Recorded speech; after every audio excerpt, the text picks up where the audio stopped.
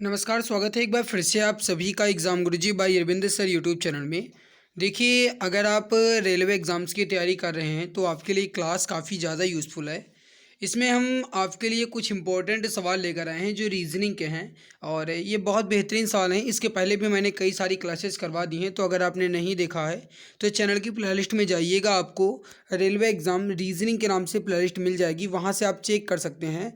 आपको सारी वीडियोज आसानी से मिल जाएंगी। मैं गाइस एक बात और बता दूं कि बहुत जल्दी ही आपके लिए रीजनिंग के एक मैराथन लाने वाला हूं। जैसा आप जानते हैं कि आज आपके मैथ्स के मैराथन हुई, इसी प्रकार हम रीजनिंग की भी एक मैराथन लेकर आपके लिए आएंगे जो काफ़ी बेहतरीन होगा और आपके एग्ज़ाम में आपको काफ़ी ज़्यादा मदद देगी। तो चलिए बिना किसी देरी के आज के इस क्लास की शुरुआत करते हैं। सबसे पहले तो मैं आप सभी को बता दूं कि इसके पहले की जो क्लासेस अगर आपने नहीं देखा है तो चैनल की प्लेलिस्ट को ज़रूर चेक कर लीजिएगा। आपको इसके पहले के क्लासेस जो हैं आसानी से मिल जाएंगी। इसमें हम वही क्वेश्चन करवा रहे हैं जो एग्ज़ाम में आपके पूछे जाते हैं और एग्ज़ाम में जो पूछे गए हैं, साथ में जो पूछे जा सकते हैं, वही सवाल मैं इसमें करवा रहा हूँ। चलिए शुरुआत करते हैं। पहला सवाल है आपके सामने कि जल का संबंध समुद्र से है तो बर्फ़ का संबंध किससे होगा। देखिए, ये सवाल काफ़ी इजी सवाल है, ये फर्स्ट में ही दिया गया था, तो मैंने सोचा चलो कोई बात नहीं, इसको करवा दे रहा हूँ। हाँ, हालांकि बहुत इजी है। जैसे देखिए समझिएगा, जैसे समुद्र में जल होता है वैसे ही हिमनद पे बर्फ़ होता है। राइट उत्तर हो जाएगा B answer, option B perfect answer यहाँ पर आपका हो जाएगा। ठीक, अगला सवाल देखिए, उस विकल्प का चयन करें जिसमें दोनों पदों का एक दूसरे से वही संबंध है जो दिए गए पद युग्म के पदों के बीच है। अब देखिए, जब भी ये सवाल पूछा जाए तो आपको एक बात यहाँ पर ध्यान से देखना है, ध्यान ये देना है, जैसे लिखा गया है DMO का संबंध WNL से है, तो इसके बीच के रिलेशन को आप चेक कीजिए कि इनके बीच में रिलेशन क्या है। मेरे भाई, अगर आप यहाँ पर गौर दो तो देखिए समझिएगा, लिखा गया है DMO और फिर लिखा गया है WNL। अब देखिए, डी का जो विपरीत अक्षर होता है वो W होता है, M का जो विपरीत अक्षर होता है वो N होता है और O का जो विपरीत अक्षर होता है वो L होता है। कहने का मतलब यह है कि बिल्कुल इसमें अपोजिट अक्षर ही लिखे गए हैं। तो अब आपको चेक करना है कि इन चारों ऑप्शन में से किसमें अपोजिट अक्षर लिखे गए हैं। जिसमें भी अपोजिट अक्षर मिल जाए वही आपका परफेक्ट उत्तर यहाँ पर हो जाएगा। अब देखिए, चारों ऑप्शन को अगर आप चेक करोगे तो सी का उल्टा, पहले वाले ऑप्शन को चेक कीजिए, सी का उल्टा यहाँ पर लिखा गया है XUT। एक बात मैं आपको और बता दूं कि मैं कोशिश ये कर रहा हूँ कि जो मैंने इसके पीछे का बैकग्राउंड ब्लैक कर रखा है, चलो कोई बात नहीं, ब्लैक ही रहने देते हैं। आगे से जैसे भी आप बताएंगे वैसा भी मैं करूँगा गाइस, जैसा भी आप बताएंगे। अगर आप कहोगे तो मैं बैकग्राउंड ब्लैक ही रखूँगा, अगर आप कहोगे तो मैं बैकग्राउंड वाइट रखूँगा, जो भी आप कहोगे मैं वैसा रख लूँगा। ठीक है, क्योंकि इस पर आपकी राय ज़रूरी है। अगर आपको कंफर्टेबल ब्लैक ही लगता है तो सही है। ब्लैक से एक बात ये रहती है कि आपकी आंख जो है ख़राब नहीं होती है, इस वजह से मैंने ब्लैक रखा है। फिलहाल चेक कीजिए, पहला ऑप्शन देखिए, सी का जो विपरीत अक्षर होता है वो एक्स होता है, ठीक है। एफ का विपरीत अक्षर यू होता है, ठीक है। लेकिन एच का विपरीत अक्षर जो है टी नहीं होता है, एस होता है। तो ये पहला ऑप्शन जो है गलत हो जाएगा। दूसरा ऑप्शन चेक कीजिए, जेड का विपरीत अक्षर ए होना चाहिए, ई लिखा गया है, तो दूसरा ऑप्शन भी गलत हो गया। सी वाला आप चेक कीजिए, डी का विपरीत अक्षर ई नहीं होता है, तो ये भी गलत हो जाएगा। जी का विपरीत अक्षर टी है, एच का विपरीत अक्षर एस है और आई का विपरीत अक्षर आर है, तो डी वाला आपका बिल्कुल परफेक्ट आंसर हो जाएगा। Option number D correct answer हो जाएगा। जो भी दोस्त ऑप्शन डी बता रहे हैं बिल्कुल परफेक्ट आंसर यहाँ पर हो जाएगा। अगला सवाल चेक कीजिए, उस विकल्प का चयन कीजिए जिसका पांचवी संख्या से वही संबंध है जो दूसरी संख्या का पहली संख्या से और चौथी संख्या का तीसरी संख्या से है। ग्रुप डी परीक्षा 2022 के शिफ्ट थर्ड में पूछा गया सवाल। देखिए, यहाँ पर अगर आप चेक करो तो इसमें आपको ध्यान क्या देना है वो आप देखिए। ध्यान ये देना है, जैसे लिखा गया है 2 और 10, यानी 2 को 10 किस तरीके से लिखा गया, 3 का 30 कैसे लिखा गया और 4 का आप यहाँ पर क्या लिखवाएंगे वो आपको देखना है। मेरे भाई, ये जो क्वेश्चन है काफ़ी इंपॉर्टेंट क्वेश्चन है, एग्जाम में आपके पूछा जा सकता है, किसी ना किसी शिफ्ट में ये सवाल पूछा जरूर जाएगा, इस बात को आप नोट कर लीजिए। देखिए, अगर यहाँ पर चेक करो तो 2 है फिर 10 है।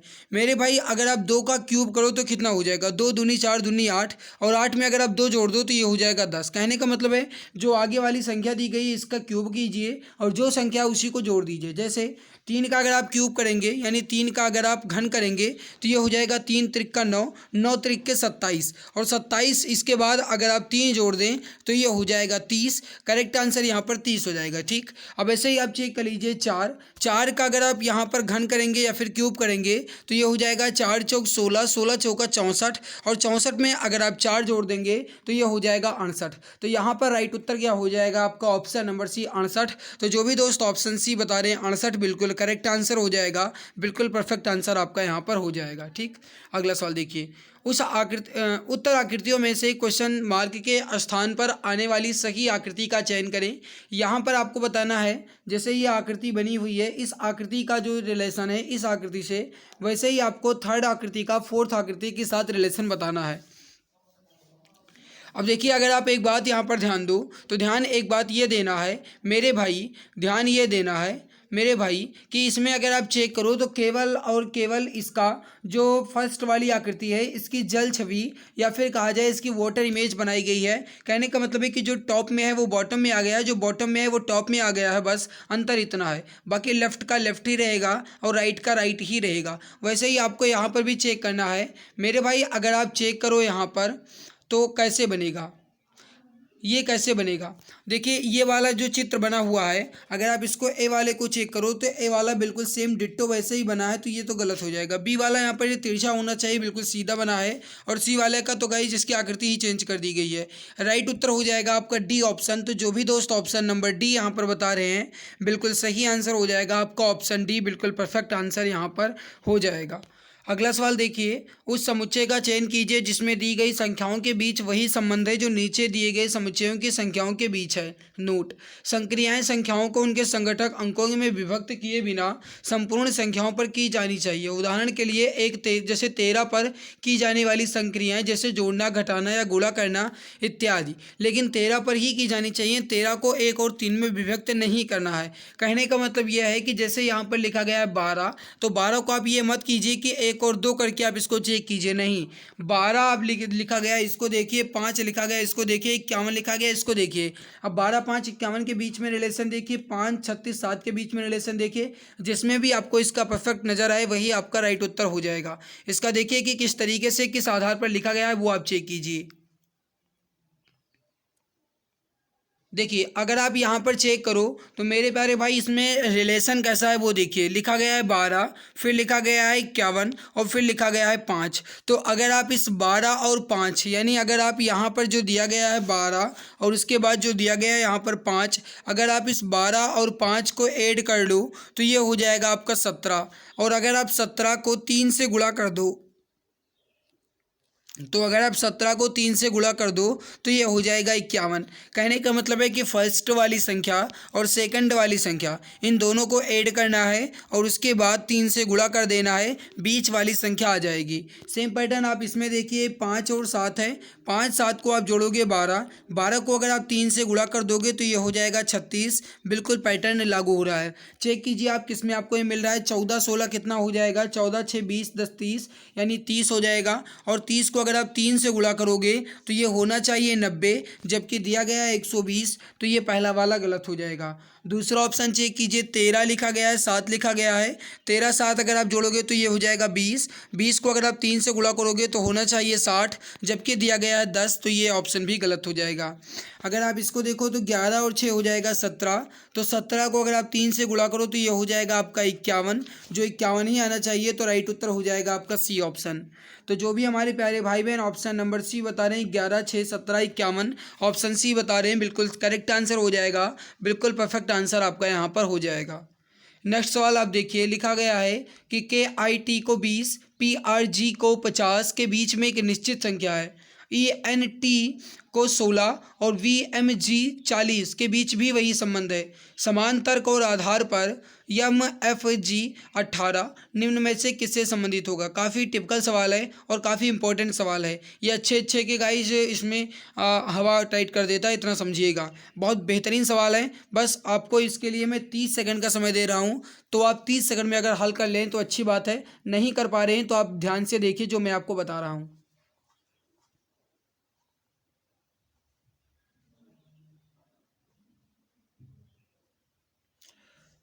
देखिए अगर आप यहाँ पर चेक करो तो मेरे प्यारे भाई यहाँ पर अगर आप ध्यान दो तो लिखा गया है के आई टी को लिखा गया है 20, पी आर जी को लिखा गया 50। अब इसमें अगर आप देखो तो इन दोनों के बीच का रिलेशन है, इसको देखिए किस तरीके से लिखा गया है। लिखा गया के आई टी और उसके बाद संख्या जो लिखी गई है वो लिखी गई है 20, तो ये हो जाएगा 20। फिर लिखा गया है पी आर जी और संख्या लिखा गया है 50। मेरे भाई मेरे मित्र समझने की कोशिश कीजिए, भाई समझने की कोशिश कीजिए।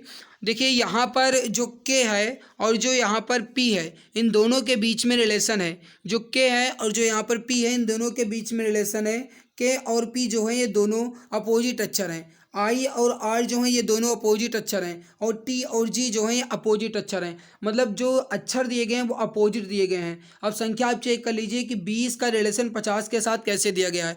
देखिए आप यहाँ पर चेक कीजिए, अगर आप 20 को 5/2 कर दो तो ये हो जाएगा 2 एकम 2, 2 दहामा 20 और 10 पचे 50। कहने का मतलब है जो संख्याएं दी गई हैं पहले वाली संख्या इसको आपको 5/2 से गुणा कर देना है और तो बाद में वाली आप जो आप संख्या है वो आपको मिल जाएगी। उसी प्रकार आप चेक कीजिए, ई का विपरीत भी हो जाएगा, एन का विपरीत एम हो जाएगा और टी का अपोजिट जी हो जाएगा। 16 वाला आप चेक कीजिए हो जाएगा 16। 16 को अगर आप 5/2 से गुणा कर दें तो 2 एकम 2, 2 अट्ठे 16, 8 पंचे 40 से संख्या आपको बाद वाली मिल जाएगी। सेम पैटर्न आप यहाँ पर देखिए, लिखा गया एम एफ जी। एम का विपरीत हो जाएगा एन, एफ का विपरीत हो जाएगा यू और जी का विपरीत हो जाएगा टी। अब मेरे प्यारे भाई एन यू टी जो है ये केवल और केवल ए और डी में दिया गया। बस संख्या आप चेक कर लीजिए, लिखा गया 18। 18 को आप 5/2 से गुणा कर दीजिए, 2 एकम 2, दोनों 18, 9 पचे 45 तो हो जाएगा एन यू टी 45, जो कि ऑप्शन नंबर डी में दिया गया है। तो डी आंसर आपका राइट आंसर हो जाएगा। आई होप ये आपको समझ में आ गया होगा, ग्रुप डी परीक्षा में ही पूछा गया था। तो एन यू टी 45 आपका करेक्ट आंसर हो जाएगा। जो भी दोस्त ऑप्शन नंबर डी बता रहे हैं बिल्कुल सही आंसर यहाँ पर हो जाएगा। आप कोशिश कीजिए सबसे पहले ऑप्शन कट करने की। जितना जल्दी आप ऑप्शन कट करना सीख जाएंगे, जितना जल्दी आप ऑप्शन एलिमिनेट करना सीख जाएंगे, सिलेक्शन भी उतना ही जल्दी हो जाएगा। इसको आप ध्यान रखिए। अगला सवाल देखिए, एक निश्चित कूट भाषा में NEAT को 3409 लिखा गया है, तो लर्न का कोड क्या होगा। मेरे भाई अगर आप यहाँ पर ध्यान दो तो बहुत इजी सवाल है। इजी बस उनके लिए है जो अच्छे से ध्यान देंगे और जो इस बात को नोट करेंगे कि किस तरीके से लिखा गया है, उनके लिए ईजी है। आप ध्यान से देखिए। अब देखिए यहाँ पर लिखा गया है NEAT। यहाँ पर आप चेक कीजिए, लिखिए, मैं लिख रहा हूँ, ध्यान से देखिएगा, NEAT। अब देखिए अगर आप यहाँ पर देखो तो एन का कोड क्या होता है। एन का कोड क्या होता है, एन का कोड होता है 14। ई का जो प्लेस वैल्यू है या कोड है यह है 5। ए का जो कोड है वो है 1 और टी का जो कोड है वो है 20। अब मेरे भाई इस बात को आप नोट कीजिए कि इस 14, 5, 120 को ये 3409 कैसे लिखा गया वो आप ध्यान दीजिए। लिखा है 14। अब 14 में से अगर आप 1 माइनस करोगे तो क्या आएगा 13, और 13 के पीछे का इकाई अंक क्या है 3, वही यहाँ पर लिखा गया है पहले 3। सेम 5 में से अगर आप 1 माइनस करोगे तो क्या हो जाएगा 4, और पीछे का अंक यहाँ पर क्या है 4 हो जाएगा। 1 में से अगर आप 1 माइनस करोगे कितना बचेगा 0, वही लिखा गया है 0। और अगर आप टी लिखा है 20 में से अगर आप 1 माइनस करोगे बचेगा 19, और 19 के पीछे का इकाई अंक हो जाएगा 9 लिखा गया है। बस आपको वही पैटर्न यहाँ पर चेक कर लेना है। लिखा गया लर्न, यहाँ पर आप लिखिए LEARN, ये हो जाएगा लर्न। अब इस लर्न में आप कोड देखिए, एल का हो जाएगा 12, ई का हो जाएगा 5, ए का हो जाएगा 1, आर का हो जाएगा 18, एन का हो जाएगा 14। ठीक, 12 में से अगर आप 1 माइनस करोगे हो जाएगा 11। 11 के पीछे का इकाई अंक हो जाएगा 1, तो यहाँ पर आप सबसे पहले लिखिए 1। 5 में से अगर आप 1 माइनस करोगे तो ये हो जाएगा 4। 1 में से अगर आप 1 माइनस करोगे तो ये हो जाएगा 0। 18 में से अगर आप 1 माइनस करोगे हो जाएगा 17, का पीछे का इकाई अंक हो जाएगा 7। और 14 में से अगर आप 1 माइनस करोगे तो ये हो जाएगा 13। 13 के पीछे का इकाई अंक हो जाएगा 3। तो 14073 जो ऑप्शन बी में लिखा गया है बिल्कुल करेक्ट आंसर हो जाएगा। 14073 आपका करेक्ट आंसर हो जाएगा। तो आई होप ये भी सवाल आपको समझ में आ गया होगा। मैंने वही सवाल रखे हैं जो एग्जाम में पूछे गए हैं, और आप भी देख सकते हैं कि कितने अच्छे लेवल के सवाल पूछे जाते हैं। तो 14073 यहाँ पर आपका राइट उत्तर हो जाएगा। जो भी दोस्त ऑप्शन बी बता रहे हैं बिल्कुल सही आंसर यहाँ पर आपका हो जाएगा। नेक्स्ट सवाल दिया गया है कि 4 शब्द दिए गए हैं जिनमें से 3 किसी तरह संबंधित। नेक्स्ट सवाल क्या दिया गया है? सवाल दिया गया है कि 4 शब्द दिए गए हैं जिनमें से 3 किसी तरह से संगत हैं और एक असंगत है। असंगत का चयन कीजिए। कहने का मतलब है कि 4 इसमें एक तरीके से है या फिर किसी न किसी संगत में दिए गए हैं, जबकि एक का संबंध जो है असंगत है, यानी वो बेमेल है। तो इसको आपको चूज करना है। देखिए, अगर आप यहाँ पर देखो तो लिखा गया है दुख, फिर क्रोध और भय। दुख और क्रोध और भय, ये कहीं ना कहीं कहा जाए तो दुख, क्रोध, भय ये अपने शरीर के अंदर होने वाली एक विकृतियां हैं। लेकिन अगर आप देखो विचार, तो ये विचार नहीं है, विचार किया जाता है। तो ये हो जाएगा आपका C answer, option C perfect answer यहाँ पर हो जाएगा। नेक्स्ट देखिए, उस चित्र का चयन कीजिए जो चुने गए चित्र समूह से भिन्न है। देखिए यहाँ पर आप देखिए चित्र बनाया गया है। शायद आपको चित्र नज़र भी आ रहा होगा। अगर नहीं नज़र आ रहा है तो वीडियो की क्वालिटी को 480 पर कर लीजिएगा, आपको नज़र आ जाएगा। चित्र यहाँ पर 4 दिए गए हैं, ABCD 4 करके चित्र दिए गए हैं। इन चारों में से आपको उस चित्र को चुनना है जो गलत दिया गया है या फिर जो अलग है। अब देखिए, अगर आप यहाँ पर ध्यान दो तो मेरे भाई ध्यान देने वाली बात यह है, जो ए वाले में देखिए फूल बना हुआ है, इस फूल के बीच में जो सफ़ेद कलर के फूल बने हैं या सफ़ेद रंग का फूल बना है, इसमें 1 2 3 4 5 यानी 5 पत्तियाँ हैं। जो पहले वाला है इसमें आप चेक कीजिए 5 पत्तियाँ हैं। बी वाले में आप चेक कीजिए केवल और केवल 4 पत्तियाँ हैं। सी वाले में आप चेक कीजिए केवल 4 पत्तियाँ हैं। और डी वाले में आप चेक कीजिए केवल 4 पत्तियाँ हैं। जबकि गलत कौन सा? ए वाला, क्योंकि इसमें बीच में 5 पत्तियाँ दी गई हैं। तो मेरे भाई इसमें राइट उत्तर जो हो जाएगा आपका, ये हो जाएगा option number A. Correct answer हो जाएगा ऑप्शन नंबर ए। तो जो भी हमारे प्यारे भाई बहन ऑप्शन ए बता रहे हैं बिल्कुल परफेक्ट हो जाएगा, बिल्कुल राइट उत्तर यहाँ पर हो जाएगा। नेक्स्ट सवाल आप देखिए, किसी कूट भाषा में बॉर्डर को 88 लिखा जाता है और उसी कूट भाषा में ग्रीन को कैसे लिखा जाएगा? ये बहुत इजी सवाल है। इजी इसलिए है क्योंकि अगर आप इसकी प्लेस वैल्यू को जानते होंगे तो आपके लिए काफ़ी इजी बन जाएगा। नहीं जानते हैं तो आपके लिए बहुत टफ सवाल है। बताओ, ये NTPC 2021 में पूछा भी गया है। अब देखिए, किसी भी कूट भाषा में बॉटल को 88 लिखा जाता है। मेरे भाई अगर आप यहाँ पर चेक करो तो बी का हो जाएगा 2, ओ का हो जाएगा 15 और टी का हो जाएगा 20, फिर टी का हो जाएगा 20, एल का हो जाएगा 12 और ई का हो जाएगा 5। काउंट कीजिए, अगर 88 आ रहा है तो सही है, नहीं आ रहा है तो कोई दूसरा लॉजिक लगाएंगे। 5 और 2 7, 7 और 2 9, 9 5 14 के 4 हासिल 1, 2 2 4 2 6 और 1 7, आ गया 74। 74 3 और 3 6, 74 और 6 80, 80 आ गया, आना चाहिए 88। तो ये वाला यहाँ पर लागू नहीं हो रहा है। लागू क्या हो रहा है वो आप देखिए, यहाँ पर मैंने अभी जो काउंट किया है वो बिल्कुल सेम वैल्यू काउंट किया है, सेम मैंने प्लेस वैल्यू को काउंट किया है। अब जो मैं काउंट करूँगा वो है अपोजिट वैल्यू, यानी अपोजिट अक्षर की जो वैल्यू दी गई है, प्लेस वैल्यू दी गई है, उसको मैं काउंट करूँगा। अगर उससे आ रहा है तो अच्छी बात है, नहीं आ रहा है तब फिर दूसरा लॉजिक लगाएंगे। बी का अपोजिट अक्षर होता है 25, ओ का अपोजिट अक्षर होता है 12, टी का अपोजिट अक्षर होगा जाएगा 7, टी का अपोजिट अक्षर हो जाएगा 7, एल का जो अपोजिट अंक हो जाएगा ये हो जाएगा 15 और ई का जो अपोजिट अंक हो जाएगा ये हो जाएगा 22। चेक कीजिए, 5 2 7 7 14, 7 21, 21 और 5 26, 26 2 28 के 8 हासिल 2, 2 2 4 2 6 और 2 8, ये हो जाएगा 88।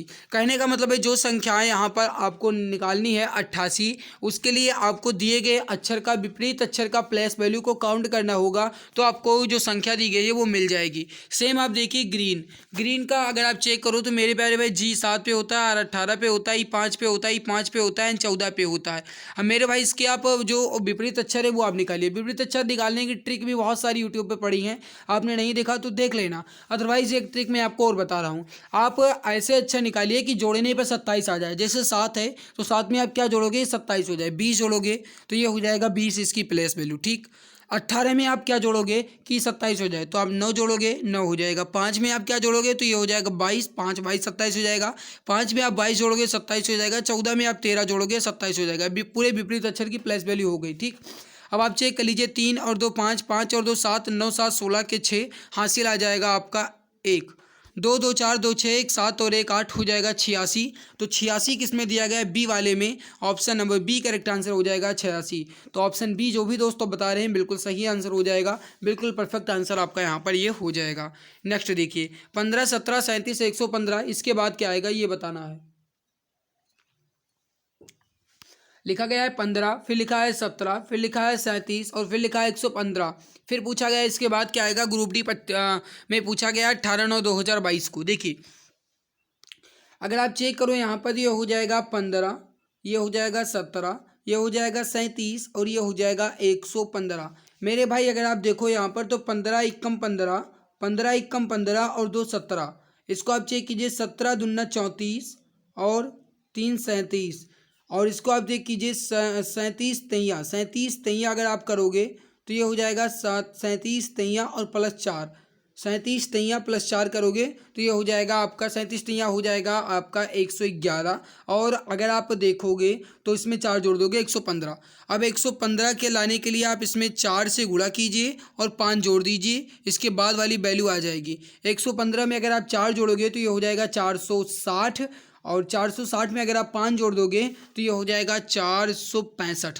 तो ये हो जाएगा आपका सी आंसर, करेक्ट आंसर हो जाएगा। कहने का मतलब है कि पहले 1 से गुणा किया गया, फिर 2 जोड़ा गया, फिर 2 से गुणा किया गया 3 जोड़ा गया, फिर 3 से गुणा किया गया 4 जोड़ा गया, और फिर आपको 4 से गुणा करना है, 5 जोड़ करके उत्तर दे देना है। तो 465 यहाँ पर राइट उत्तर हो जाएगा, करेक्ट आंसर हो जाएगा आपका ऑप्शन नंबर सी।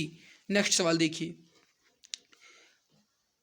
यहाँ पर आप देखिए जो बीच में स्पेस दिए गए हैं इनको आपको पूरा भरना है। स्पेस जो दिया गया है इसको पूरा भरना है। इसको भरने के मैंने 2 तरीके आपको बता रखे हैं। सबसे पहले तो आप काउंट कर लीजिए बिना स्पेस का और अक्षर दिए गए उनको, यानी कुल मिलाकर के जितना भी है वो पूरा काउंट कर लीजिए। उसके बाद उसको आपको बांट देना है ना, उसको गुणनखंड की विधि से आप बांट दीजिएगा। और दूसरा तरीका है कि आप इसके ऑप्शन को चेक कीजिए। ऑप्शन चेक करने का लास्ट तरीका होता है, ऑप्शन आप लास्ट में ही चेक करें क्योंकि इससे बहुत ज़्यादा टाइम आपका लगेगा। मेरे भाई चेक कीजिए, सबसे पहले काउंट कीजिए, अगर काउंट करने से बन रहा है तो अच्छी बात है। 1 2 3 4 5 6 7 8 9 10 11 12 13 14 15 16। देखिए कुल मिलाकर के कितने अक्षर बनने हैं, 16। फिर से काउंट कर लीजिए, 1 2 3 4 5 6 7 8 9 10 11 12 13 14 15 16। कुल मिलाकर के 16 बन रहे हैं। अब 16 बन रहे हैं तो इसमें आप क्या कीजिए, इसमें ये कीजिए आप 4 4 का बांट दीजिए, अलग अलग हो जाएगा। ठीक है, थोड़ा सा जूम कर लेता हूँ ताकि मैं आपको समझाने पाऊँ। देखिए 4 4 बांट दीजिए, 1 2 3 और 4, ये 4 बढ़ गया। फिर देखिए 1 2 3 और 4, ये 4 बढ़ गया। फिर 1 2 3 और ये 4, ये 4 बढ़ गया। लास्ट में ABC, तो आप यहाँ पर देखिए ये हो जाएगा A। यहाँ पर आप देखिए लास्ट में ABC, तो ये हो जाएगा ABC। ये हो जाएगा C, यहाँ पर हो जाएगा A, यहाँ पर हो जाएगा आपका A। तो ये पूरा का पूरा बन गया है double ABC, double ABC, double ABC। इस तरीके से यहाँ पर श्रृंखला बन रही है। अब आप देखिए आपने भरा क्या क्या है वो आप देखिए। यहाँ पर आपने लिखा है A, फिर लिखा है आपने A, फिर B, फिर A, तो डबल A फिर B A, डबल ए फिर बी ए, डबल ए फिर बी ए और फिर बाद में सी ए, ये आपने लिखा है डी वाले की तरह। तो डी आंसर राइट आंसर हो जाएगा। जो भी हमारे प्यारे भाई बहन ऑप्शन डी बता रहे हैं बिल्कुल सही आंसर हो जाएगा, बिल्कुल परफेक्ट हो जाएगा। देखिए पेपर पूछा गया है एनटीपीसी के CBT 2 में और ये पूछा गया है 2022 में। तो इसको आप देखिए। अगला सवाल देखिए, अध्याय सूची, संदर्भ सूची, प्रस्तावना, कवर पृष्ठ, अध्याय। अब आपको यहाँ पर एक क्रम में लगाना है कि किस क्रम में यहाँ पर आप इसको लगाएंगे वो आप देखिए। क्रम में लगाने का तरीका देखिए। सबसे पहले जैसे मान लीजिए कि ये जो क्रम है ये डिक्शनरी ऑर्डर भी इसे कहा जाता है। देखिए सबसे पहले आप क्या करेंगे, किताब उठाएंगे, किताब में आप सबसे पहले ऊपर की कवर को देखेंगे। तो सबसे पहले तो भाई आप कवर को ही देख पाएंगे, तो ये हो जाएगा 4 नंबर पहली बार। तो ये हो जाएगा आपका कवर पहली बार आप देखोगे। कवर के बाद आप क्या देखोगे, कवर के बाद आप प्रस्तावना, यानी उसको जब पलटोगे, यानी किताब को अगर आप पलटोगे तो उसके बाद आप प्रस्तावना को ही पढ़ोगे। तो जो प्रेम्बल दिया जाएगा उसको पढ़ोगे, तो 4, 4 के बाद 3। प्रस्तावना के बाद आप उसकी अध्याय सूची को देखोगे कि इसमें अध्याय कितने हैं, तो ये हो जाएगा 4, 4 के बाद 3, 3 के बाद 1। अब उसके बाद मेरे भाई अगर आप पढ़ोगे तो क्या पढ़ोगे, अध्याय पढ़ोगे, और अध्याय पढ़ने के बाद उसके संदर्भ की सूची अलग बनाओगे। तो 4 3 1 5 2 बी उत्तर आपका राइट हो जाएगा, ऑप्शन बी परफेक्ट हो जाएगा। 4 3 1 5 2 ऑप्शन बी करेक्ट आंसर यहाँ पर आपका हो जाएगा। ओके, नेक्स्ट देखिए, दिए गए विकल्पों में से उस संख्या का चयन कीजिए जो निम्नलिखित श्रेणी में प्रश्नवाचक चिन्ह के स्थान पर आ सकता है। कहने का मतलब कि प्रश्न जो दिया गया है इसके स्थान पर आ सकता है। अब आप इसको चेक कीजिए और बताइए राइट उत्तर यहाँ पर क्या हो जाएगा। देखिए समझिए, कोशिश कीजिए। मेरे भाई अगर आप देखो यहाँ पर तो लिखा गया है 110, फिर लिखा गया है 114, फिर लिखा गया है 106, फिर लिखा गया है 122 और फिर लिखा गया है 122 और फिर लिखा गया है 90। अब देखिए यहाँ पर आप चेक कीजिए, देखिए 110 में अगर आप यहाँ पर चेक करो, 110 में आपने कितना जोड़ा 4, ये हो जाएगा 114। 114 में से आपने कितना घटाया 8, ये हो जाएगा 106। और 106 में आपने कितना जोड़ा तो ये हो जाएगा 106 में आप 22 जोड़ने के लिए कितना जोड़ोगे 16, कितना जोड़ोगे 16 जोड़ोगे। ठीक, अब इसके बाद आप देखिए 122 है, फिर 122 है, 122 है और फिर 122 है। यहाँ पर शायद थोड़ा सा मिस प्रिंटिंग है, मैं चेक कर लूँ पहले। देखिए सवाल में ही थोड़ी सी गड़बड़ी थी। गड़बड़ी ये थी कि यहाँ पर जो 122 डबल बार लिखा था वो गलत लिखा गया था। डबल बार 122 नहीं आएगा, सिंगल बार ही रहेगा। अब आप चेक कीजिए, यहाँ पर लिखा गया है 110, तो यहाँ पर मेरे भाई ये हो जाएगा आपका 110। फिर लिखा गया है 114, ये हो जाएगा 114। फिर लिखा गया 106, फिर हो जाएगा 106, फिर 122 और उसके बाद है 90 और उसके बाद पूछा गया है। अब आप देखिए 110 में अगर आप 14 जोड़ोगे तो ये हो जाएगा 110 में अगर आप 4 जोड़ोगे तो ये हो जाएगा आपका 114। 114 में से अगर आप 8 माइनस करोगे तो ये हो जाएगा आपका 106। ठीक, और अगर आप 106 में 16 जोड़ दोगे तो ये हो जाएगा 122। ठीक, और अगर आप 122 में से 32 माइनस कर दोगे तो ये हो जाएगा 90। अब आप देखिए चेक कीजिए पैटर्न क्या लग रहा है। पैटर्न ये लग रहा है कि दो दो का गुणा होते जा रहा है, एक बार प्लस फिर एक बार माइनस, फिर एक बार प्लस फिर एक बार माइनस। जैसे 4 दूनी 8, 8 दूनी 16, 16 दूना 32, 32 दूना 64। तो अब की बार तो आपको 64 इसमें करना है। अब 64 प्लस करना है या फिर माइनस, तो भाई आपको प्लस ही करना है क्योंकि इसके पहले माइनस हो चुका है। तो 90 में आप 64 जोड़ दीजिए, यही आपका राइट उत्तर हो जाएगा। ये हो जाएगा 154। तो करेक्ट आंसर यहाँ पर क्या हो जाएगा आपका 154। बी आंसर करेक्ट आंसर हो जाएगा। जो भी दोस्त ऑप्शन बी बता रहे हैं बिल्कुल सही आंसर हो जाएगा 154। ठीक, नेक्स्ट सवाल देखिए, उस संख्या का चयन करें जो निम्नलिखित श्रेणी में प्रश्नवाचक चिन्ह के स्थान पर आ सकता है। फिर से वही बताना है कि इस प्रश्नवाचक चिन्ह के स्थान पर क्या आ सकता है। मेरे भाई बहुत इजी सवाल है, बताइए सही उत्तर यहाँ पर क्या हो जाएगा। अब देखिए यहाँ पर लिखा जो गया है वो चेक कीजिए। लिखा है 4, फिर लिखा है 13 और उसके बाद लिखा है 27, फिर लिखा है 82 और फिर लिखा है 165 यानी 165। अब देखिए 4 का अगर आप 3 से गुणा कर दोगे तो ये हो जाएगा 4 3 12 और प्लस का अगर आप 1 कर दोगे तो ये हो जाएगा 13। यानी 4 का अगर आप 3 से गुणा कर दोगे तो ये हो जाएगा 12 और 12 में अगर आप 1 जोड़ दोगे तो ये हो जाएगा आपका 13। और अगर आप 13 में 2 से गुणा कर दोगे तो ये हो जाएगा 13 दूना 26 और 26 में अगर आप 1 जोड़ दोगे तो ये हो जाएगा 27। 27 में अगर आप 3 से गुणा कर दोगे तो ये हो जाएगा 81। 81 में अगर आप 1 जोड़ दोगे तो ये हो जाएगा 82 और 82 को अगर आप 2 से गुणा कर दोगे तो ये हो जाएगा 164। 164 में अगर आप 1 जोड़ दोगे तो ये हो जाएगा 165। कहने का मतलब है कि पहले 3 से गुणा किया गया, फिर 1 जोड़ा गया, उसके बाद वाली संख्या में 2 से गुणा किया गया, 1 जोड़ा गया, उसके बाद वाली संख्या में 3 से गुणा किया गया, 1 जोड़ा गया। यही पैटर्न लागू हो रहा है। तो अब की बार आपको गुणा करना है, वो गुणा करना है 3 से और फिर जोड़ना है 1। तो मेरे प्यारे भाई 165 को अगर आप 3 से गुणा करें तो 3 पचे 15 के 5 हासिल 1, 3 छक 18 और 1 19 के 9 हासिल 1 और 3 एकम 3 और 1 4, 495 प्लस का 1 तो ये हो जाएगा 496। राइट उत्तर हो जाएगा आपका ऑप्शन नंबर है 496। तो जो भी दोस्त ऑप्शन ए बता रहे हैं 496 बिल्कुल सही आंसर हो जाएगा, बिल्कुल परफेक्ट आंसर यहाँ पर आपका हो जाएगा।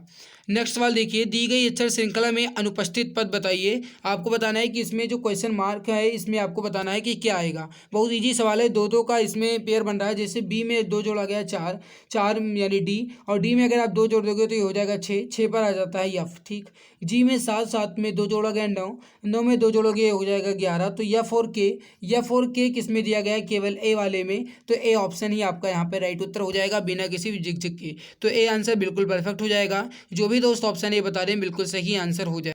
वीडियो में और आगे बढ़ें, लेकिन उससे पहले आपको बता दें कि अगर आप रेलवे एग्ज़ाम्स की तैयारी कर रहे हैं तो मेरे प्यारे भाई आपके लिए गुड न्यूज़ है। अगर आप रेलवे एग्ज़ाम्स की तैयारी कर रहे हैं और अगर आपका भी टारगेट है कि इस बार सिलेक्शन लेना ही लेना है, तो मेरे प्यारे भाई गुड न्यूज़ है। एक रामबाण संग्रह सीरीज की ई बुक लॉन्च की गई जो स्पेशल रेलवे के लिए है। इस ई बुक की जो खास बात यह है वो है कि इसमें जितने भी सवाल दिए गए हैं, जितने भी टॉपिक्स हैं वो इम्पोर्टेंट हैं और एग्ज़ाम ओरिएंटेड हैं। एग्ज़ाम में पूछे गए सवाल हैं वही इसमें है। ठीक है, अब तक पूछे गए प्रश्नों को ध्यान में रखते हुए ये बनाया गया है। और ख़ास बात तो ये है कि इस पर 60% का डिस्काउंट चल रहा है। दूसरी खास बात ये है कि इस ई बुक के साथ आपको ये 5000 से अधिक जीके के क्वेश्चंस की ई बुक बिल्कुल फ्री मिल रही है। तो मेरे प्यारे भाई ये ई बुक बिल्कुल फ्री मिल रही है इस ई बुक के साथ। तो अगर आपको लेना है तो अभी 60% का डिस्काउंट चल रहा है, आपको ये ई बुक मिल जाएगी। आपको लेने के लिए इस दिए गए व्हाट्सएप नंबर पे व्हाट्सएप करना होगा। नंबर ध्यान से नोट कीजिएगा, नंबर है 8948667652, 8948667652, 8948667652। इस नंबर पे आपको व्हाट्सअप करना है, यहीं से आपको ये ई बुक मिल जाएगी और इस ई बुक के बारे में पूरी जानकारी भी आपको यहाँ से मिल जाएगी। तो नंबर एक बार ध्यान से नोट कर लीजिएगा। जो भी दोस्त इस ई बुक को लेना चाहते हैं वो इस दिए गए नंबर पे एक बार ज़रूर संपर्क कर लेंगे। बहुत बेहतरीन ई बुक है मेरे भाई, मैं गारंटी के साथ कह सकता हूँ कि अगर इस ई बुक को एक बार अच्छे से पढ़ लेते हो दिल दिमाग के साथ तो एग्ज़ाम में आपको बहुत ज़्यादा मदद मिलेगी और एग्ज़ाम को आप आसानी से क्रैक कर पाओगे। तो इस ई बुक को एक बार अच्छे से पढ़ लीजिएगा। कहीं कोई डाउट है तो आप वीडियो के नीचे कमेंट सेक्शन में कमेंट करके पूछ भी सकते हैं, आपके डाउट को तुरंत क्लियर किया जाएगा। ठीक, कोई भी डाउट है तो आप पूछ सकते हैं। नेक्स्ट सवाल देखिए, सुकन्या दक्षिण की तरफ 2 किलोमीटर की दूरी चलती है और फिर वो दाईं ओर मुड़कर 500 मीटर की दूरी चलती है, 500 मीटर और चलती है। वो अपनी प्रारंभिक स्थिति से किस दिशा में, काफ़ी इजी सवाल है। सुकन्या नाम की कोई एक कन्या है, वो दक्षिण की तरफ 2 किलोमीटर चलती है। दक्षिण की तरफ कैसे होगा, यहाँ पर आप देखिए डायग्राम हो गया, ये हो जाएगा उत्तर, ये हो जाएगा दक्षिण, ये हो जाएगा पूर्व और ये हो जाएगा आपका पश्चिम। ऊपर होता है उत्तर, नीचे होता है दक्षिण, आपके दाहिने तरफ होता है पूर्व और आपके बाएं तरफ होता है पश्चिम। इस बात को आप नोट कीजिए। सबसे पहले आप चेक कीजिए कह क्या रहा है। सवाल कह रहा है कि सुकन्या जो है वो दक्षिण की तरफ 2 किलोमीटर चलती है। मेरे प्यारे भाई दक्षिण की तरफ चलेगा, जैसे मान लीजिए उसकी पॉइंट यहाँ पे स्टार्टिंग पॉइंट है, दक्षिण की तरफ चलेगी तो नीचे की साइड में चलेगी। दूरी कितनी चल रही है, 2 किलोमीटर, 2 किलोमीटर लिख दीजिए। इसके बाद देखिए जब वो चल रही है उसके बाद वो दाईं ओर मुड़ती है और 500 मीटर और चलती है। जब वो दाईं ओर मुड़ेगी तो 500 मीटर और चलेगी। उसका दाईं ओर कैसे होगा, उसका दाईं आपका बायां होगा, उसका दायां आपका बायां होगा, तो इसके बीच की दूरी जो है 500 मीटर हो जाएगी। ठीक, अब पूछ रहा है कि अपने प्रारंभिक स्थिति से वो किस दिशा में है। उसकी प्रारंभिक स्थिति ये है, उसकी प्रारंभिक स्थिति जो है ये वाली है और यहाँ पे वो है। इसके बीच की ये दिशा आपको बतानी है। इस दिशा को क्या कहते हैं मेरे प्यारे भाई, आप जानते ही हैं कि दिशाएं जो हैं कुल मिलाकर के 8 दिशाएं होती हैं। देखिए नोट कीजिए, ये हो जाएगा ऊपर उत्तर, नीचे दक्षिण, ये पूर्व, ये पश्चिम और ये हो जाएगा आपका उत्तर पूर्व और ये हो जाएगा दक्षिण पश्चिम, ये हो जाएगा आपका उत्तर पश्चिम और ये हो जाएगा आपका दक्षिण पूर्व। ठीक, इसको नोट कीजिएगा। तो ये वाली जो दिशा है, यानी ये वाली जो दिशा है, इसको आप क्या कहेंगे, दक्षिण पश्चिम। तो ये हो जाएगा आपका दक्षिण पश्चिम। राइट उत्तर हो जाएगा ऑप्शन नंबर ए, दक्षिण पश्चिम। तो जो भी दोस्त ऑप्शन ए बता रहे हैं बिल्कुल सही आंसर यहाँ पर हो जाएगा। अगला सवाल देखिए, सोहन ने राजू से कहा कल मैं तुम्हारी माँ के पिता के इकलौती नातिन सुनीता से मिला था। राजू ने कहा कि उसकी माँ अपनी माता पिता की इकलौती संतान थी। तो राजू का सुनीता से क्या संबंध है। काफ़ी बढ़िया सवाल है, बहुत अच्छा सवाल है, बताइए। सवाल क्या कर रहा है कि सोहन ने राजू से कहा, किसने कहा, सोहन ने किससे कहा, राजू से कहा कि कल मैं तुम्हारी यानी राजू की माँ, तुम्हारी माँ यानी राजू की माँ के पिता, राजू की माँ के पिता यानी मान लीजिए राजू आप खुद हैं, आपका नाम राजू है, आपकी माँ के पिता कौन होंगे, आपके नाना होंगे। तो राजू की माँ के पिता यानी कि आपके नाना की इकलौती नातिन, इकलौती नातिन का मतलब होता है कि आपकी बहन या फिर आप खुद, अभी नहीं आप खुद नहीं होंगे, आपकी बहन होंगी। क्यों, क्योंकि राजू नाम का कोई कहीं ना कहीं लड़का ही होगा। तो इकलौती नातिन यानी आपकी बहन सुनीता से मिला था। ठीक, राजू ने कहा कि उसकी माँ अपने माता पिता की इकलौती संतान थी। भाई इकलौती होगा तभी यहाँ पर भी इकलौती लिखा गया। अगर इकलौती ना होता तो मौसेरी बहन भी हो सकती थी, मौसेरी बहन मौसेरा भाई भी हो सकता था। ठीक, अब यहाँ पर आप चेक कीजिए। फिर कह रहा है कि राजू का सुनीता से क्या संबंध है, तो ये हो जाएगा भाई। अब इसका मैं डायग्राम से आपको समझा रहा हूँ, डायग्राम से समझाऊंगा तब शायद आपको अच्छे से समझ में आ जाए। देखिए, सोहन ने राजू से कहा, सोहन ने राजू से कहा कल मैं तुम्हारी माँ, ये हो जाएंगे राजू। सोहन ने राजू से कहा कि कल मैं तुम्हारी माँ, यानी राजू की ये हो जाएंगी माँ। जो महिलाएं होती हैं उनको मैं माइनस से डिनोट करता हूँ, जो पुरुष है उनको मैं प्लस से डिनोट करता हूँ। ठीक है, तो तुम्हारी माँ यानी राजू की माँ के पिता, यानी आपकी माँ के पिता, ठीक, की इकलौती नातिन, इकलौती नातिन यानी आपकी माँ की बेटी आपके नाना की नातिन होगी। तो आपके माँ की बेटी जो है वो आपकी बहन होगी ना, बिल्कुल, इकलौती है तभी आपकी बहन होगी। अगर इकलौती ना होती तो मौसेरी बहन हो सकती थी। इकलौती नातिन सुनीता, इसका नाम क्या है, सुनीता, यहाँ पर सुनीता से मिला। और फिर कह रहा है कि उसकी माँ जो है अपने माता पिता की इकलौती संतान है। तो फिर राजू का सुनीता से क्या संबंध है, राजू जो है सुनीता का भाई होगा और सुनीता जो है राजू की बहन होगी। तो राजू का पूछा गया तो ये हो जाएगा भाई। सही उत्तर हो जाएगा आपका option number A. I hope ये भी आपको समझ में आ गया होगा, एनटीपीसी में पूछा गया था, आपको समझा दिया मैंने। नेक्स्ट सवाल देखिए, समझिए। नेक्स्ट सवाल आपके सामने है। सवाल क्या कह रहा है, देखिए, यदि जी का अर्थ जोड़, एच का अर्थ गुणा, जे का अर्थ घटाना और के का अर्थ भाग है तो दिए गए समीकरण को हल कीजिए। लिखा गया है 125, 125 आप लिख दीजिए। जे का अर्थ क्या है, जे का अर्थ है घटाना, घटाना लिख दीजिए। फिर लिखा गया है 110, 110 लिख दीजिए। के का अर्थ है भाग, भाग का निशान लगाइए। फिर 5 लिखा है, 5 लिख दीजिए। जी का अर्थ है जोड़, तो यहाँ पर जोड़ का निशान लगा दीजिए। 7 लिखा है, 7 लिख दीजिए। और एच का अर्थ है गुणा, तो ये हो जाएगा गुणा और ये हो जाएगा 2। बस आपको इतना हल कर लेना है, आंसर आपका आ जाएगा। मेरे प्यारे भाई, आप इसको कट कीजिए, ये हो जाएगा 22 बार जाएगा, 5 दूनी 10, 5 दूनी 10, 22 बार जाएगा। और ये हो जाएगा 7 दूनी 14, यानी कि 7 का 2 से गुणा करोगे 14। 125 और 14 कितना हो जाएगा, 125 और 14 हो जाएगा आपका 139। ये हो जाएगा 139। 139 में से आपको 22 घटा देना है। 139 में से अगर आप 22 घटाओगे तो ये हो जाएगा आपका 117। तो यहाँ पर सही उत्तर जो हो जाएगा ये हो जाएगा 117, जो कि ए ऑप्शन में दिया गया है। तो करेक्ट आंसर हो जाएगा ए ऑप्शन। ठीक, इसी प्रकार अगला सवाल देखिए, सेम बिल्कुल ऐसा ही है। देखा गया है 13, ये हो जाएगा 13। पी का अर्थ है गुणा, तो ये हो जाएगा गुणा। फिर लिखा है 3 और उसके बाद देखिए ए लिखा है, ए का अर्थ है जोड़, ये हो जाएगा जोड़ का निशान। फिर 11 है, वाई का अर्थ है माइनस, तो माइनस का निशान लगा दीजिए। फिर 26 लिखा है, 26 लिख दीजिए। फिर पी लिखा है, पी का अर्थ है गुणा और उसके बाद लिखा है 6, तो यहाँ पर आप लिख दीजिए 6। ठीक, अब देखिए फिर लिखा है डब्लू, डब्लू का अर्थ जो है वो है भाग, तो यहाँ पर आप भाग का निशान लगा दीजिए। और फिर लिखा है 13, यहाँ पर आप लिख दीजिए 13। ठीक, ए लिखा है, ए का अर्थ है प्लस, ये हो जाएगा प्लस और ये हो जाएगा 19। बस इसको हल कर लीजिए, आंसर आपका आ जाएगा। देखिए सबसे पहले आप भाग कीजिए, 13 एक कम 13, 13 दूना 26। ठीक, अब देखिए 13 को 3 से आप गुणा करोगे तो ये हो जाएगा 39। फिर प्लस लगा है, प्लस लगा दीजिए। 11 लिखा है, 11 लिख दीजिए।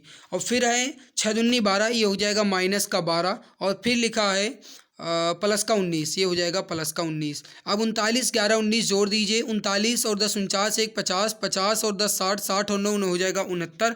69 में से आप 12 घटा दीजिए, आपका आंसर आ जाएगा। तो 69 में से अगर आप 12 घटाओगे तो ये हो जाएगा 57। करेक्ट आंसर हो जाएगा आपका ऑप्शन नंबर सी। तो ये बिल्कुल करेक्ट आंसर हो जाएगा। एक बार आप खुद से चेक कर लीजिए, शायद 57 ही आए, तो option number C correct answer यहाँ पर हो जाएगा। ठीक है, क्योंकि मैंने एक बार ही चेक किया, तो आप दोबारा चेक कर लीजिएगा। तो 57 यहाँ पर सही आंसर हो जाएगा। ठीक है भाई, नेक्स्ट सवाल देखिए। उस बहिन आरेख का चयन करें जो वर्गों के बीच दिए गए समूहों के बीच के संबंधों को सही तरीके से दर्शाता है।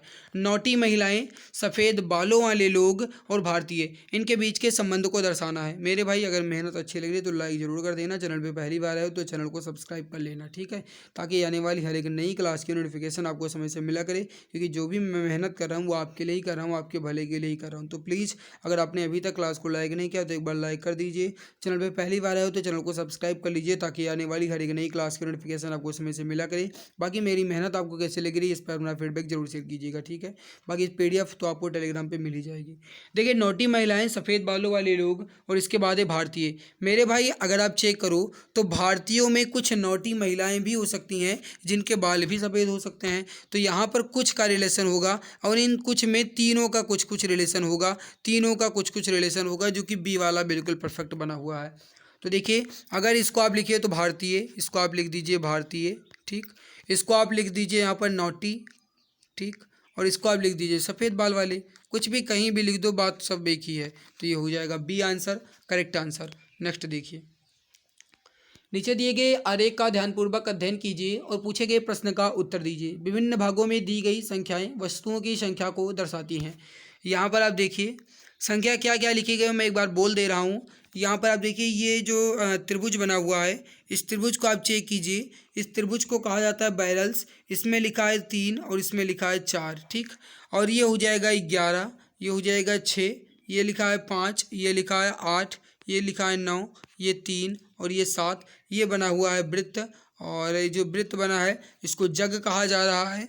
और वृत्त बना है इसको जग कहा जा रहा है। और ये जो आयत बना हुआ है इस आयत को बॉटल्स कहा जा रहा है। और जो नीचे यहाँ पर शस्त्रागन बना हुआ है इसको ग्लासेस कहा जा रहा है, ठीक।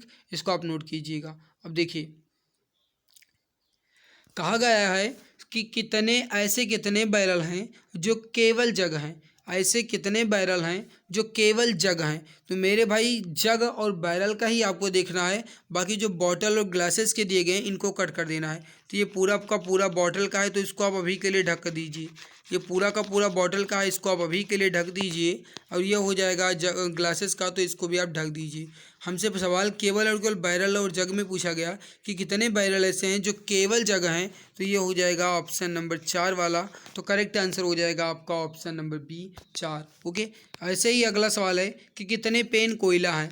यहाँ पर ये जो वृत्त बना हुआ है ये टायर को दर्शा रहा है, जो त्रिभुज बना हुआ है ये कोयले को दर्शा रहा है, और जो यहाँ पर ये आयत बना हुआ है ये आयत जो है पेन को दर्शा रहा है। हमसे पूछा गया है कि कितने पेन कोयला हैं, कितने पेन कोयला हैं। मेरे भाई ये पूरा पेन का हिस्सा है और ये जो है आपका ये कोयला का हिस्सा है। तो 4 और 2 ये हो जाएगा 6, ये हो जाएगा आपका 6। आपके मन में शायद ये सवाल जरूर आए कि यहाँ पर 4 ही होगा क्योंकि 2 जो है टायर भी है। मेरे भाई अगर सवाल में ये पूछा जाता कि कितने पेन केवल कोयला हैं, कितने पेन केवल कोयला है, तो अगर केवल शब्द लगा दिया जाता तब मुझे यहाँ पर टायर वाले को कट करना होता, लेकिन केवल शब्द लगाया ही नहीं गया है। तो इसका राइट उत्तर हो जाएगा 4 और ये 2 6।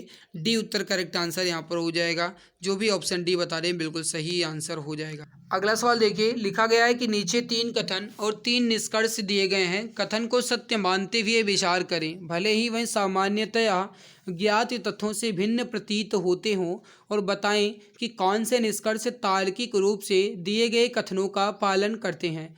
कथन दिया गया है, फिर निष्कर्ष दिया गया है, तो पहले तो कथन का डायग्राम बनाना होगा, उसके बाद ही निष्कर्ष का पालन कर सकते हैं। तो कथन के डायग्राम को चेक कीजिए। सभी घास झाड़ियाँ हैं, ये हो जाएगा घास। सभी घास जो हैं ये क्या हैं, झाड़ियाँ हैं। तो जितनी भी घास हैं ये क्या हैं, झाड़ियाँ हैं। तो ये हो जाएगा झाड़ियाँ, ठीक। फिर कह रहा है कि सभी जड़ें फल हैं, सभी जड़ें फल हैं, तो इसका मुझे अलग बनाना होगा डायग्राम।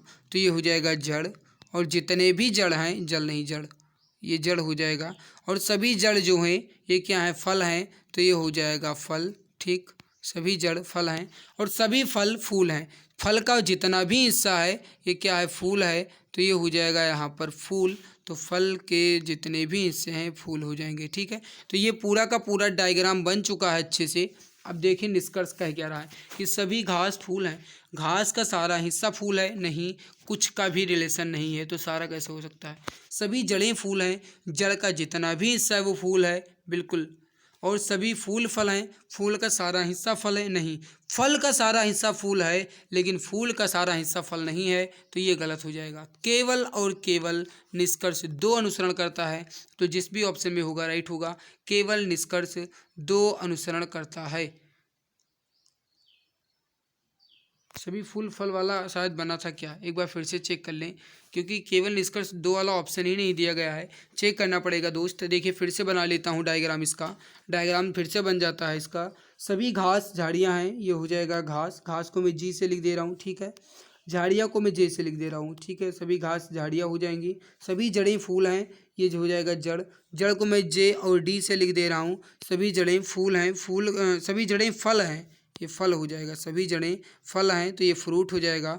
और जितने भी फल हैं फूल हो जाएगा, जितने भी फल हैं फूल हो जाएगा, फ्लावर हो जाएगा, ठीक है। अब देख लेता हूँ, सभी घास फूल हैं, घास का जितना भी हिस्सा है वो फूल है नहीं, तो ये पहला तो गलत हो जाएगा। सभी जड़ें फूल हैं, जड़ का जितना भी हिस्सा है, जड़ का जितना भी हिस्सा है वो फूल है, हाँ ये तो बिल्कुल सही है।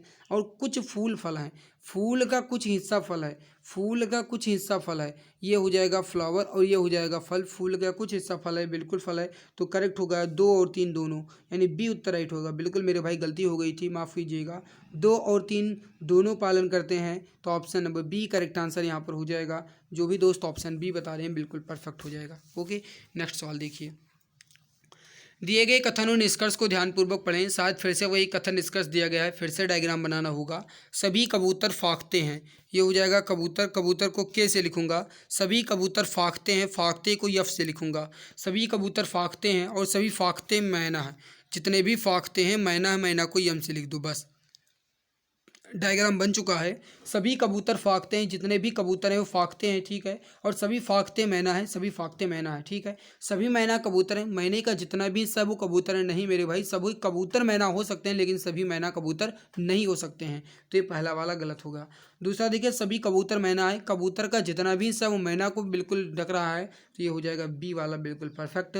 तो केवल निष्कर्ष 2 पालन करता है, करेक्ट आंसर हो जाएगा आपका ऑप्शन नंबर ए। तो जो भी दोस्त ऑप्शन ए बता रहे हैं बिल्कुल सही आंसर यहाँ पर हो जाएगा। ओके, अगला सवाल देखिए। नीचे दिए गए कथन निष्कर्ष ध्यानपूर्वक पढ़ें। कथन पर दी गई जानकारी को सत्य मानते हुए विचार करें, भले ही वह सामान्य ज्ञात तथ्यों से भिन्न प्रतीत होते हों। अब कथन दिया गया, निष्कर्ष दिया गया है, इसको डायग्राम बनाने की जरूरत नहीं होती है। ये वैसे ही सवाल होते हैं जो आपके दिमागी को इसमें संतुलित करते हैं। कहने का मतलब है कि दिमाग को संतुलित करके ही सवाल को हल करना होता है, तभी इसको आप हल कर पाओगे।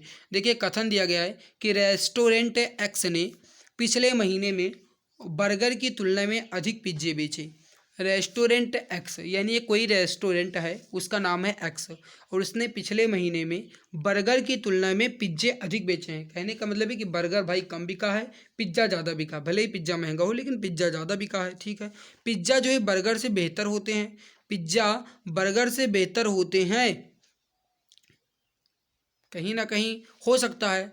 दूसरा देखिए, रेस्टोरेंट एक्स में बर्गर की तुलना में पिज्ज़ा खरीदारों के बीच अधिक लोकप्रिय प्रतीत होते हैं, बात ये भी सही है। पिज्ज़ा बर्गर से बेहतर होते हैं, ये गलत है। क्यों? क्योंकि इसलिए गलत है भाई, ये रेस्टोरेंट एक्स की बात केवल की जा रही है।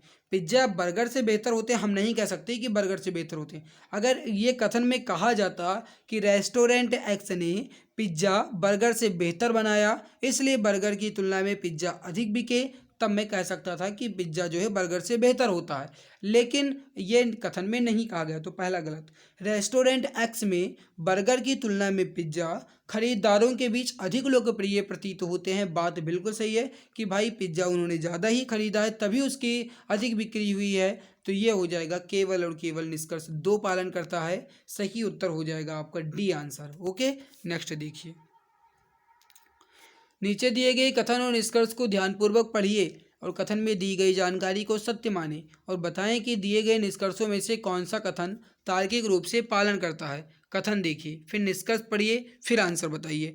कथन दिया गया है कि गर्भावस्था के 37वें सप्ताह से पहले जीवित जन्म लेने वाले शिशुओं को प्रीटर्म बेबी कहा जाता है।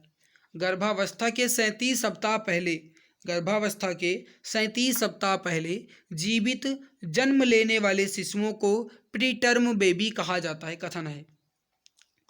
निष्कर्ष है कि गर्भावस्था के 37 सप्ताह पहले जन्म लेने वाले शिशुओं को अपनी मां के गर्भ के बाहर की दुनिया में उपयुक्त ढंग से अनुकूलित होने में समस्याएं होती हैं और उन्हें कुछ दिनों से लेकर कई सप्ताह तक की अवधि के लिए नवजात गहन देखभाल इकाई में रखे जाने की आवश्यकता होती है। मेरे भाई देखो, एक बात मैं आपको और बता दूं कि भले ही ये बात सच हो कि जो नवजात शिशु हैं उनकी देखभाल ज़्यादा होती है, माँ को उनकी देखभाल ज़्यादा रखनी चाहिए नवजात शिशु की। वो बात भले ही दैनिक जीवन के लिए सच हो, लेकिन कथन में ऐसा कहा नहीं गया है कि उसके लिए क्या ज़रूरत है या फिर उसके लिए क्या आवश्यकता है। ये कथन में नहीं कहा गया। कथन में बस इतना कहा गया कि गर्भावस्था के 37 सप्ताह पहले ही अगर कोई जीवित जन्म ले लेता है शिशु तो इसको प्रीटर्म कहा जाएगा, बस इतना कहा गया है। तो ये पहला वाला तो भाई इसके लिए अनुरूप नहीं बन रहा है। दूसरा देखिए, गर्भावस्था के 37 सप्ताह बाद जन्म लेने वाले शिशुओं को पूर्णकालिक बेबी कहा जाता है और वे पूरी तरह स्वस्थ होते हैं। बात यह भी सही है कि 37 सप्ताह बाद जो जन्म लेते हैं शिशु उनको पूर्णकालिक कहा जाता है, यानी उनकी अवधि पूरी हो रही है, पूरी तरह स्वस्थ भी होते हैं। ये बात सच है।